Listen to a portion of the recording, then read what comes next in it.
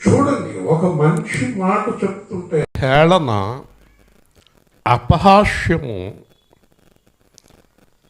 ఒకరోజు నేను కేజీఎఫ్ నుంచి బెంగళూరు దాకా కారులో వెళుతున్నప్పుడు నా పక్కనున్న అతను ఇంకొక అతనికి, ఎందుకయ్యా ఇలాంటి పనులు చేస్తావు, ఈ పనులు మానేవయ్యా అని చెప్పి గంటన్నర బోధించాడు. గంటన్నర అయిపోయాక అతను కారు దిగి వెళ్ళిపోయాడు. ఇతను అంటాడు, పనికి మనలుడు, అనవసరంగా ఆడిని ఎక్కించావు కారు, నువ్వు నేను రాపోదని అంటున్నాడు. ఇది మంచి మాటలు చెప్పాడు కదా, ఎవడకు కావాలి మంచి మాటలు, ఎవరు తెలీదు. చూసారండి, యథార్థంగా మాట్లాడే వారిని అసహించుకుందరు. మా కాలేజీకి వెళ్తున్నావు, అలాంటి పనులు చేయకు, ఆ వీడియోలు చూడకు, ఆ సెల్ ఫోన్ చూడకు. లోకేష్ గారు చెప్తున్నారు నిన్న, చంద్రబాబు నాయుడు గారు అబ్బాయి దేవాంష్కి వాళ్ళ అబ్బాయి కంట ఇంతవరకు భార్యాభర్తలు ఇద్దరు సెల్ ఫోన్ ఇవ్వలేదంట. దేవుని స్తోత్రం చెప్పండి. అసలు సెల్ ఫోన్ లేనివాళ్ళు ఎవరండి? ఇప్పుడు క్రమశిక్షణ అనేది చాలా ముఖ్యమండి. మనకి పిల్లల్ని క్రమశిక్షణలో పెంచడం చాలా ముఖ్యం. ఏదో అల్లరి చేస్తున్నాడని ఆడు చేతిలో పడేస్తున్నారు. ఆడు రకరకాల దృశ్యాలు చూసి చాలా భయంకరమైన పనులు చేస్తున్నారు పిల్లలు, అసహ్యమైన పనులు చేస్తున్నారు. చూసారా, యథార్థంగా మాట్లాడేవాళ్ళంటే అసహ్యం. ఈ మాట దేవుడు చెప్తున్నాడు, నేను కాదు. దోష నివృత్తికి రోకలు పుచ్చుకొని నీతిమంతులను బాధ పెట్టచ్చు. అయ్యా, నేను ఒక వ్యక్తిని చంపేశాను, నేను ఒక వ్యక్తిని ఎత్తి బద్దలు కొట్టాను, నేను ఒకళ్ళ ఆస్తి దొంగిలించాను అని కోర్టులకి, పోలీస్ స్టేషన్లకి వెళ్ళి ఎలాగ తప్పించుకోగలరు అంటే కనుక దేవుడు చెప్తున్నాడు, లంచము ఇచ్చి ఆ నేరము వారి మీద నుంచి తొలగించుకొందురు. హల్లెలూయా. ఏం చేస్తారంట వాళ్ళు? లంచం ఇచ్చి. ఈ రోజున భయంకరమైన నేరాలు చేసిన వాళ్ళు అందరూ బయట తిరుగుతున్నారు. నేను ఒకసారి జైల్లో కొంతమందికి సువార్త ప్రకటించడానికి వెళ్ళాను. ఆ సిఐ గారు వాళ్ళందరినీ నా ముందు ఒక 100 మందిని కూర్చోబెట్టాడు. వాళ్ళలో ఆ సిఐ అలా వెళ్ళాక 4గురిని అడిగాను, ఏం చేశారు మీరని. ఒకడేమో సైకిల్ దొంగతనం చేశాడు, ఒక టీవీ దొంగతనం చేశాడు, ఒకడు మిక్సీ దొంగతనం చేశాడు, ఒకడు పర్సు దొంగతనం చేశాడు, ఒకడు చిన్న గొలుసు దొంగతనం చేశాడు. సిఐతో అన్నాను, ఏమంటే ఇదంతా కలిపి 1 లక్ష రూపాయలు ఉంటుందా అన్నాను. ఉండదండి అన్నాడు. మరి కోట్లు దొంగతనం చేసిన వాళ్ళు ఏం చేస్తున్నారు అన్నాను. మీకు నాకు తెలంది ఏముంది సార్ అంటున్నాడు. దేవుని స్తోత్రం చెప్పండి. కానీ ఇక్కడ దేవుడు ఏం చెప్తున్నాడు తెలుసా? లంచాలిచ్చి తప్పించుకున్న నా దగ్గర తప్పించుకోలేరు. హల్లెలూయా. పాపం చేసేవాళ్ళు, తప్పు చేసేవాళ్ళు నా దగ్గర నుంచి తప్పించుకోలేరు. మీరు వీళ్ళందరూ తాత్కాలికంగా ఇక్కడ తప్పించుకుంటున్నారు తప్పుడు పనులు చేసి. కానీ మన ఆత్మనిచ్చిన దేవుడు ఉన్నాడే, రికార్డ్ చేస్తున్నాడని. అక్కడ వెళ్ళిన తర్వాత ఆత్మ నిలబెడతాడు. ఏమేం చేసావు నువ్వు? ఎన్ని పాడు పనులు చేసావు, ఎన్ని చెడు పనులు చేసావు, ఎన్ని లంచాలు తీసుకున్నావు, ఎన్ని మోసాలు చేసావు, ఎన్ని దరిద్ర పనులు చేసావు, ఎంతమంది జీవితాలు కూల్చేసావు, ఎంతమంది భార్యాభర్తలు ఎడగొట్టావు, ఎంతమంది పిల్లలు నాశనం చేసేసావు. ఎవరో చక్కగా కాపురం చేసుకుంటే మొగుడు పిల్లల్ని ఎడగొట్టేసావు. నీకు బుద్ధి ఉందా? ఇలాంటి దరిద్ర పనులన్నీ చేసావు నువ్వు. కోర్టుల్లో లంచాలు ఇచ్చి తప్పించుకుని తిరిగావు, కానీ చచ్చిపోయావు. ఏమయ్యావు? చచ్చిపోరాళ్ళలో తప్పు చేసేవాళ్ళు ఉంటారా? ఎక్కడికి వచ్చాడు చచ్చిపోయాక? ఆయన సింహాసనం దగ్గరికి వచ్చాడు. హల్లెలూయా! ఆయన దగ్గర కూర్చున్నాడు. దేవుడు అడుగుతున్నాడు, ఎందుకు చేసావు ఈ పని?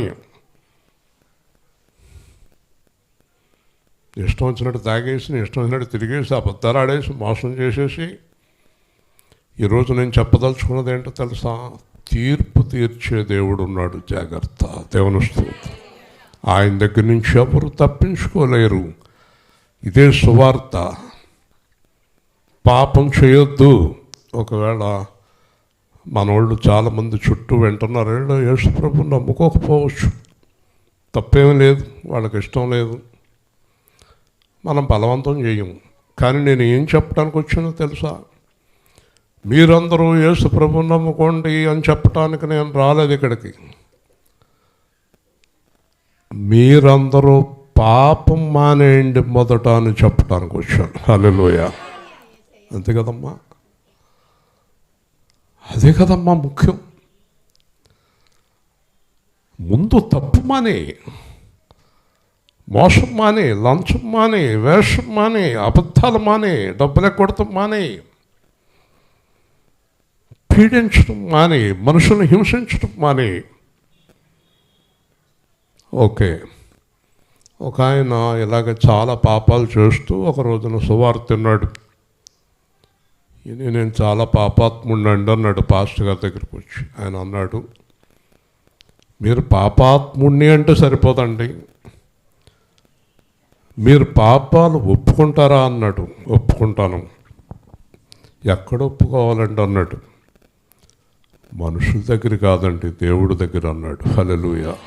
అప్పుడు దేవుడు ఎదురుగుండా పాపాలు ఒప్పుకొని రక్షణ పొంది ఇంకా పాపం చేయకండి అన్నాడు. కాబట్టి ఎంత పాపము చేసిన వ్యక్తినైనా పశ్చాత్తాపడినప్పుడు క్షమించటానికి అధికారం కలిగిన వాడు ఈ లోకంలో యేసుక్రీస్తు అని ప్రకటిస్తున్నాను. హల్లెలూయా!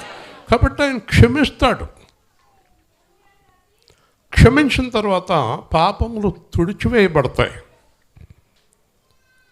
కాబట్టి ఇప్పుడు మనం ఆలోచించినప్పుడు యేసు ప్రభువుని నమ్మిన వారైనా నమ్మని వారైనా అందరికి కంటిన్యూగా ఒక పదం ఉంది, అదే 3 అక్షరాలు, పాపం.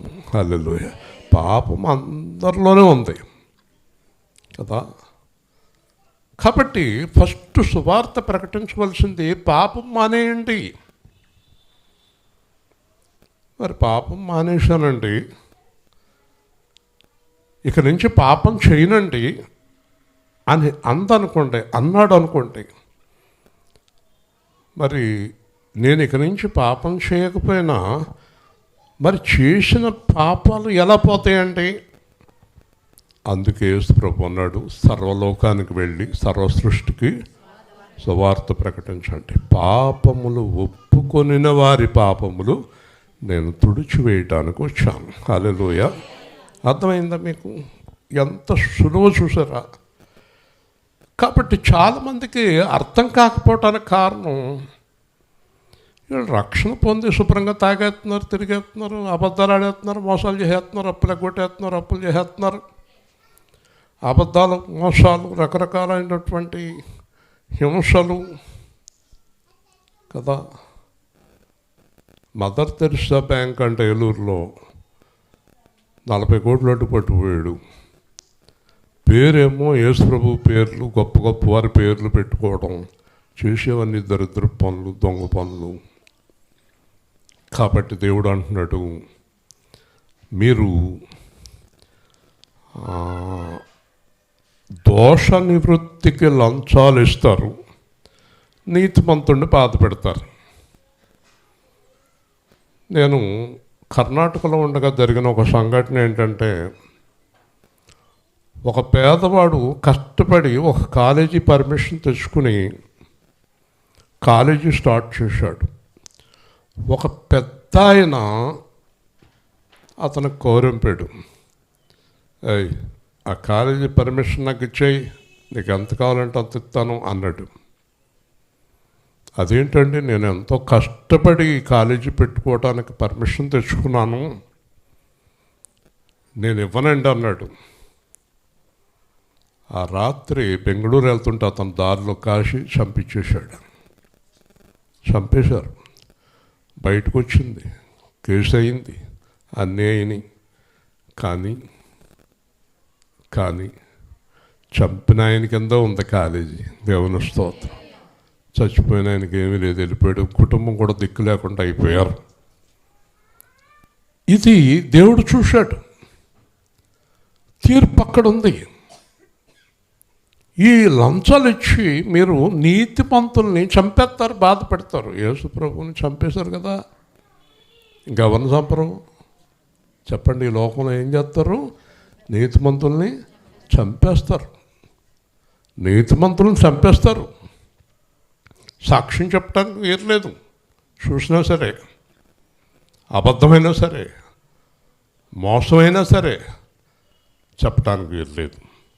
చెప్పవో చంపేస్తారు. నీతిమంతుల్ని మీరు నాశనం చేస్తారు కదా. కాబట్టి గుమ్మములోనికి వచ్చు పేదవారికి అన్యాయము చేయటం వలన మీ అపరాధములు విస్తారము, పాపము ఘోరములు. చూశారు కదా, బీదవారు అంటే లేనివారు. ఈ బీదవారు ధనికుల దగ్గరికి వస్తారు, ఆశ్రయిస్తారు. బీదవారు ధనికుల్ని ఆశ్రయిస్తారు.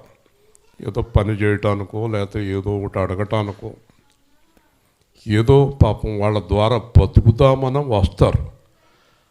అలాగా ధనవంతులు గుమ్మములోకి వచ్చిన బీదవారిని చెరిపేసి, పాడు చేసేసి, నాశనం చేసేసి, వాడికి ఇవ్వాల్సిందంతా అన్యాయం చేసి వాళ్ళని నాశనం చేస్తారు. హల్లెలూయా. అలా చేసిన వారు ఎవ్వరు కూడా నా దగ్గర నుంచి తప్పించుకోలేరు.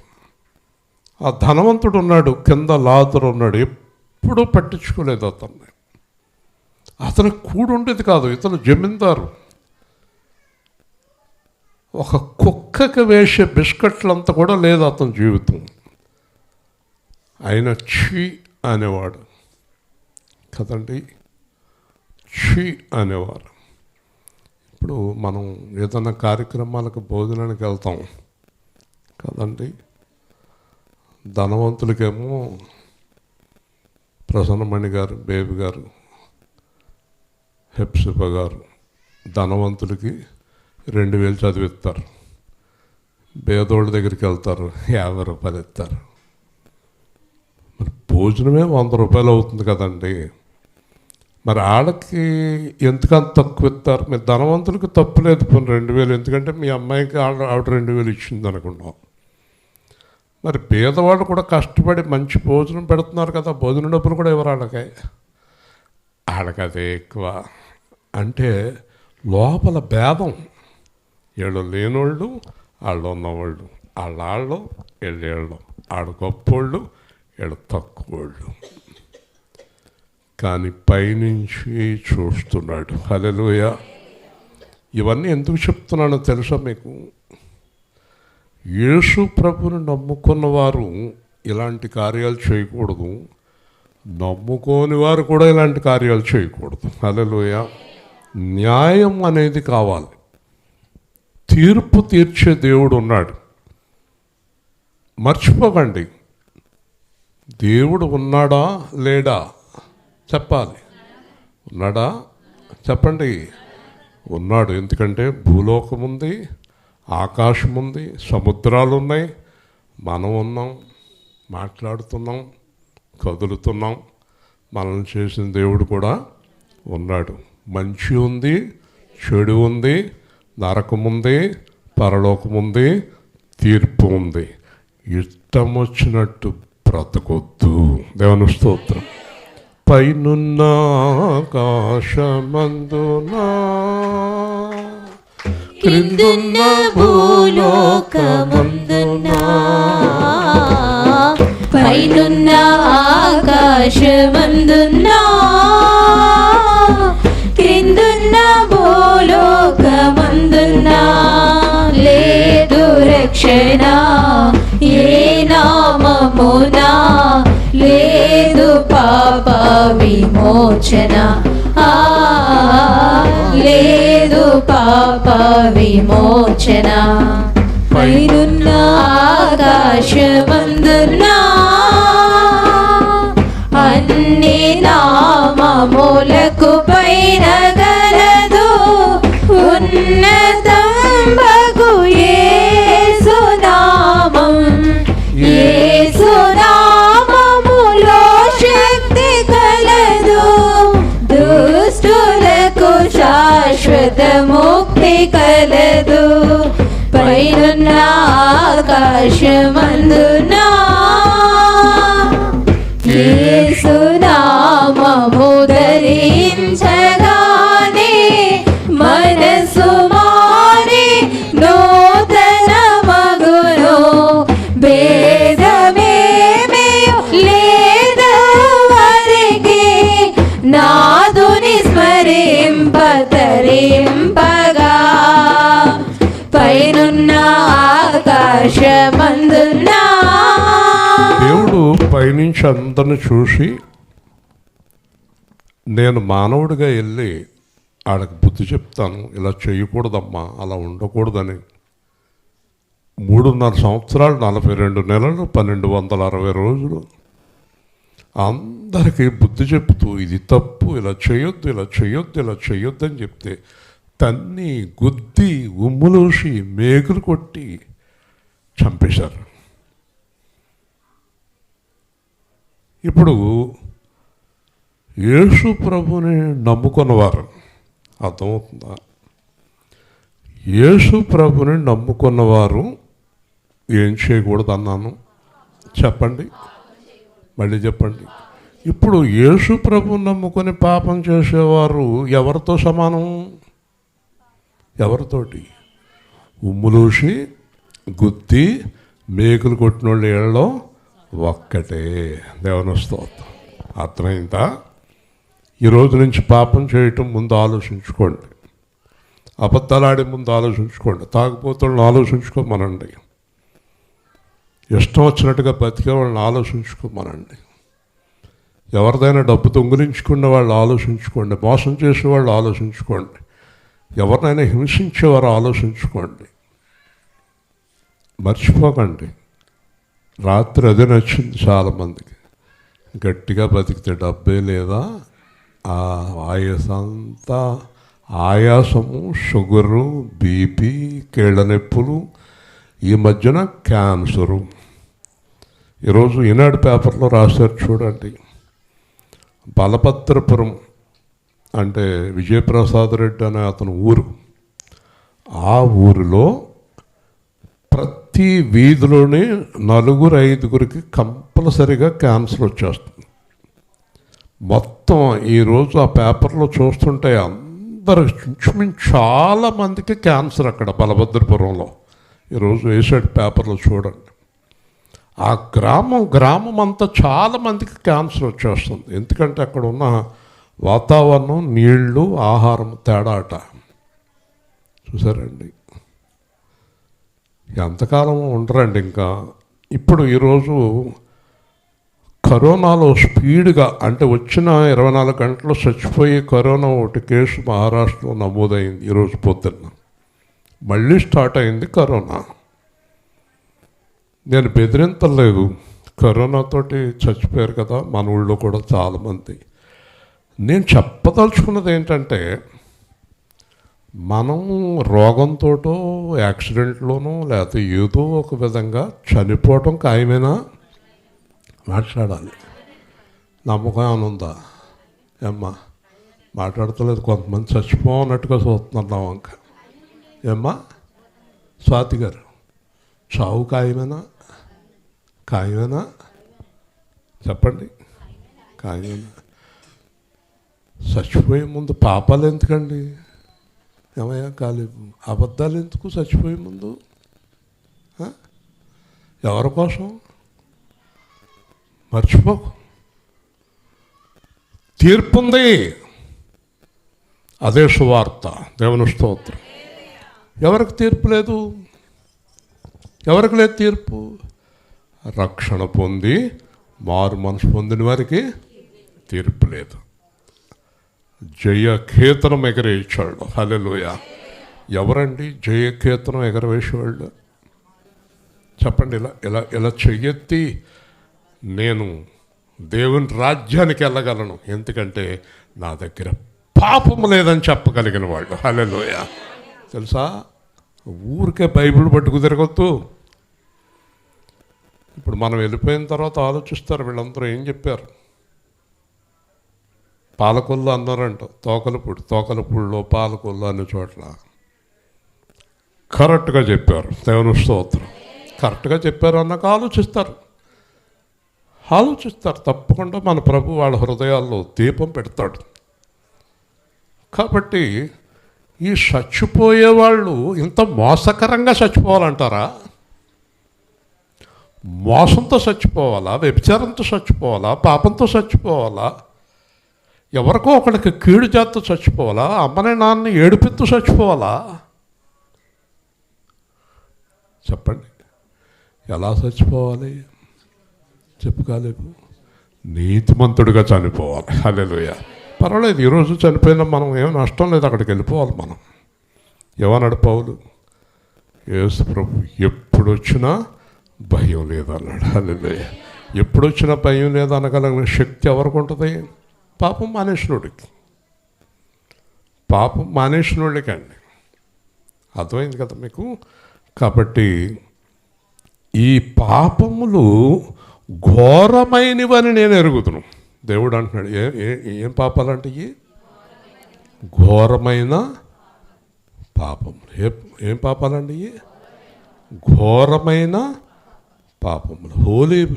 హోలీ పండుగ రోజున ఒక అతను పిల్లల్ని నీళ్ళలో ముంచి చంపేశాడు అండి. ఈ పిల్లల్ని చదివించలేకపోతున్నాను, ఈ పిల్లల్ని పోషించలేకపోతున్నాను, నేను బతకలేకపోతున్నానని పేపర్లో వేసారు చూడండి. చిన్న పిల్లల్ని పట్టుకెళ్ళి ఆ కాలంలో ముంచేసి, ఆవిడని ముంచేసి, ఇతను ములుగు మొత్తం చచ్చిపోయారు అందరు.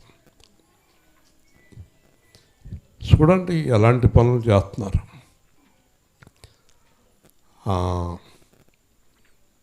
తన ప్రియుడికి భర్త అడ్డమవుతున్నాడని ప్రియుడును ఈవిడి కలిసి ఆ భర్తను చంపేసి శవాన్ని మూటకట్టి మోటార్ సైకిల్ మీద ఇది వెనకాల కూర్చుని శవాన్ని మధ్యలో పెట్టుకుని వెళ్ళి ఆ తుప్పల్లో పడాల్సి వచ్చారండి. దేవుని స్తోత్రం. చెప్పండి, ఘోరమైన పాపాలు ఎందుకు చేస్తున్నారు? నేను ఈరోజు ఇక్కడికి వచ్చింది యేసు ప్రభువుని నమ్ముకోండి అని చెప్పడానికి రాలేదు, కానీ మొట్టమొదట పాపం మానేయండి, తర్వాత ఆయన కృప దొరికితే మీకు రక్షణ వస్తుంది. హల్లెలూయా. మొట్టమొదట తప్పు మానేయండి, మోసం మానేయండి, అబద్ధాలు మానేయండి. మొట్టమొదట పని మానేయండి. దేవుడు అంటున్నాడు, దరిద్రుల యొద్ద పంట మోపులను పుచ్చుకొనుచు అణగద్రొక్కుదురు గనక మలుపు రాళ్లతో ఇండ్లు కట్టుకొనునను మీరు కాపురం ఉండరు. ఒక 30 బస్తాలు మగతాకి పొలం ఇచ్చాడు. ఆయనకు 50 ఎకరాలు ఉంది. ఒక ఆయన నాతో చెప్తున్నాడు, 50 ఎకరాల పొలం ఉంది, ఒక్కొక్కళ్ళు 5 ఎకరాల కాడికి 20 మంది ఆ పొలం చేసుకుంటున్నారు. పంట మొత్తం పోయింది. వాళ్ళకి వచ్చారు రైతు దగ్గరికి, అయ్యా మా పంట అంతా పోయింది. ఏమయ్యా 7-8 సంవత్సరాల నుంచి పంట బాగానే పండుతుంది, అప్పుడు నాకు ఏమైనా ఎక్కువ ఇచ్చావు నువ్వు? వచ్చి పంటలో మొత్తం లెక్క కట్టి ఇచ్చేయి, ఒక బస్తా కూడా వదలను. అర్థమవుతుంది మీకు? ధనవంతుడు ఏం చెప్తున్నాడంటే ఇక్కడ,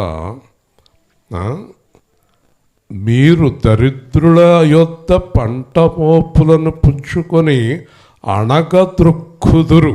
ఈ పొలం చేసేవాడు జీవితకాలం పొలం చేసిన ఒక కుంచుడు కొండవు.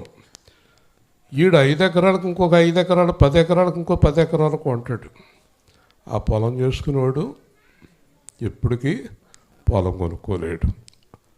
వాళ్ళదంతా అన్యాయంగా తింటాడు. పోన్లే ఈ సంవత్సరం ఈ సంవత్సరం పంటను తీసేసుకోవయ్యా, వచ్చే పంట నాకు వద్దు అని అన్నాడు.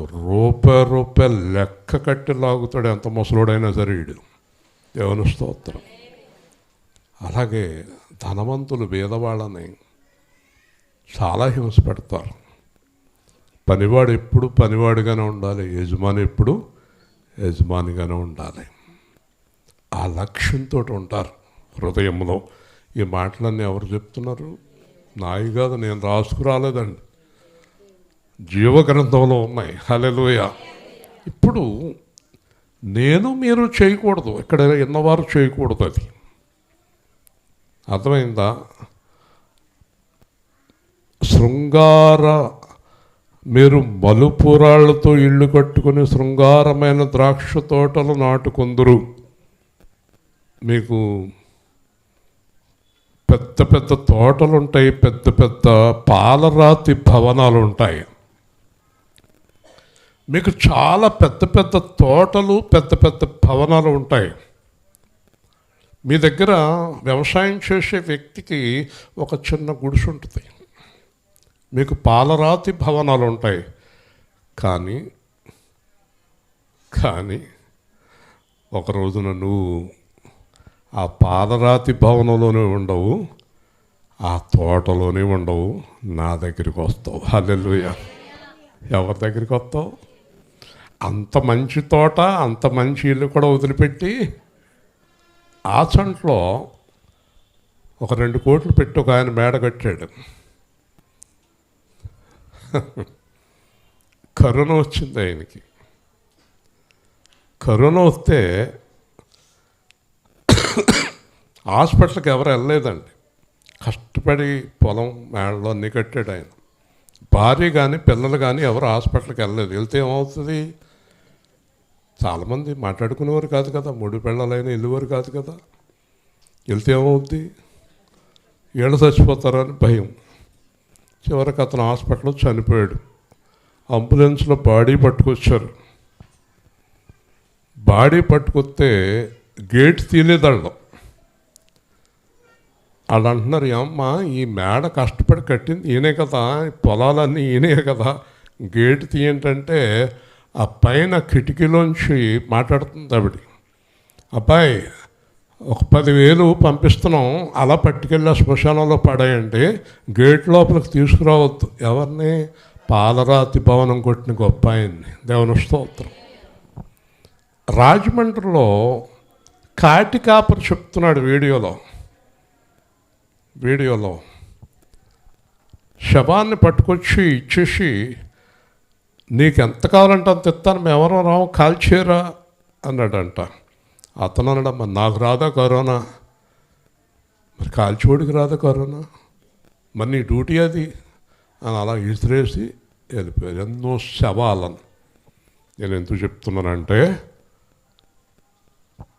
పాపం చేయొద్దంటానికి చెప్తున్నాను. హల్లెలూయా. నువ్వు ఈరోజు చనిపోతే ఎక్కడికి వెళ్తావు? ఒక్కసారి ఇంటికి వెళ్ళి ఆలోచించుకో. నువ్వు యేసుని నమ్మకపో తర్వాత విషయం. ఈరోజు నువ్వు చనిపోతే ఎక్కడికి వెళ్తావు నీకు తెలుసు, నీకే తెలుసు. తెలీదా? నేను చనిపోతే ఎక్కడికి వెళ్తాను చెప్పండి. ఎవరికి తెలుసు? ఎవరికాడకే తెలుసు. నేను చనిపోతే దేవుడి రాజ్యానికి వెళ్ళాలనుకుంటే నీ జీవితం ధన్యం. దేవుని స్తోత్రం. లేదా తీర్పులకు వెళ్ళాలనుకుంటే నీ ఇష్టం. దేవుడు అన్నాడు, నీకే విడిచిపెడుతున్నాను, నేను 10 నిమిషాలు చెప్పి వెళ్ళిపోతాను. నా జీవితం నేను ఆలోచించుకోవాలి, నీ జీవితం నువ్వు ఆలోచించుకోవాలి కదా. తీర్పు తీర్చడానికి ఆయన సిద్ధంగా ఉన్నాడు. కాబట్టి ద్రాక్షరసాలు నాటుతారు కానీ తాగరు. ఇప్పుడు చూడండి, ఇది చెడు కాలము కనుక ఈ కాలమున బుద్ధిమంతుడు ఓరకుండును. హల్లెలూయా చెప్పండి. ఇది భయంకరమైన కాలం కనుక బుద్ధిమంతుడైన వాడు ఏ తప్పు చేయకుండా తన మనస్సును కాచుకుంటూ ఎలాంటి పాపాలు ఏమీ చేయకుండా తన ఆత్మను రక్షించుకుంటాడు. హల్లెలూయా. ఇప్పుడు చెప్పండి, ఒక మాట చెప్పండి. తప్పు చేసేవారు, పాపం చేసేవారు మీ దృష్టిలో తెలివైన వారు అనుకుంటున్నారా? చెప్పండి. బుద్ధిమంతులు అంటాళ్ళు, బుద్ధిహీనులు అంటాళ్ళు. బుద్ధిమంతుడండి పాపం చేయకుండా తనను తన కుటుంబాన్ని అందరినీ కాపాడుకుంటాడండి. హల్లెలూయా. చూసారండి, ఇప్పుడు తాగేవాళ్ళు, తిరిగేవాళ్ళు, మోసం చేసేవాళ్ళు, అబద్ధాలాడేవాళ్ళు, డబ్బు దొంగతనం చేసేవాళ్ళు, మనుషుల్ని హింసించేవారు, విమర్శించేవారు, ద్వేషించేవారు, వీళ్ళందరూ తెలివైన వాళ్ళు అంటారా? బుద్ధిమంతులా? బుద్ధిమంతులు వాళ్ళ మార్గాన్ని దేవుడి మార్గంలోకి మలుచుకుంటారు. హల్లెలూయా. అర్థమైందండి? కాబట్టి బుద్ధిమంతులు ఊరకుందరు. చివరగా మీరు బ్రతుకున్నట్లు, చెప్పండి, మీరు బ్రతుకున్నట్లు కీడు విడిచి మేలు వెతకుడి. హల్లెలూయా. చెప్పండి, ఏది విడిచిపెట్టాలి? కీడు విడిచిపెట్టండి. ఏం వెతకాలి? ఎక్కడ మేలుంది, ఎక్కడ మంచి ఉంది, ఎక్కడ మేలుంది, ఎక్కడ మంచి ఉంది వెళ్ళండి. ఎక్కడ కీడుంది పారిపోండి. ఎక్కడ చెడు ఉంది పారిపోండి. ఎక్కడ అబద్ధం ఉంది పారిపోండి. ఎక్కడి నుంచైనా పారిపోండి. దుష్టులకి దూరంగా పారిపోండి. ఆపదలు నన్ను వెన్నంటియున్నా నా కాపరి నీవై నన్నాదుకుంటివి. ఆపదలు నన్ను వెన్నంటియున్నా నా కాపరి నీవై నన్నాదుకుంటివి. లోకమంతయు నన్ను విడచిన, ఈ లోకమంతయు నన్ను విడచిన, నీ నుండి వేరు చేయవు ప్రభువా, నీ నుండి వేరు చేయవు. దేవుని స్తోత్రం. పౌలు అన్నాడు, నన్ను యేసు ప్రభుని ఎవ్వరూ వేరు చేయలేరు. హల్లెలూయా. నిన్ను దేవుణ్ణి వేరు చేసే శక్తి ఒకే ఒక్కదాని